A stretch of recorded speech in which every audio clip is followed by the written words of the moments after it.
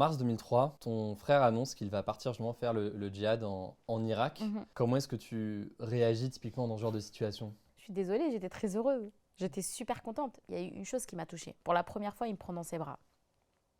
Il m'a jamais pris dans ses bras, vous vous rendez compte? Jamais de la vie. Et ce jour-là, il m'a pris dans les bras.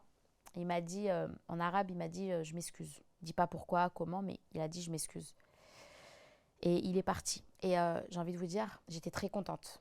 Parce que pour moi, la guerre, ça veut dire mort.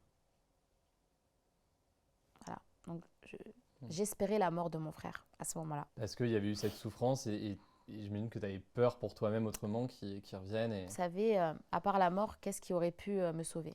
Bah rien. Parce que ma mère, j'étais très fusionnelle avec elle. J'étais son porte-clés. Je ne pouvais pas m'éloigner d'elle, en vrai. Parce que les gens, ils vont dire, oui, mais quand il est parti la première fois, pourquoi tu t'es pas barré? Et ma mère, moi, c'est ma mère qui m'a élevée, c'est ma mère qui m'a éduquée. C'était ma confidente, c'était ma copine, j'avais personne d'autre. Il y avait ce truc fusionnel entre moi et elle qui était très très fort. Et j'avais du mal, j'avais beaucoup de mal à m'éloigner d'elle.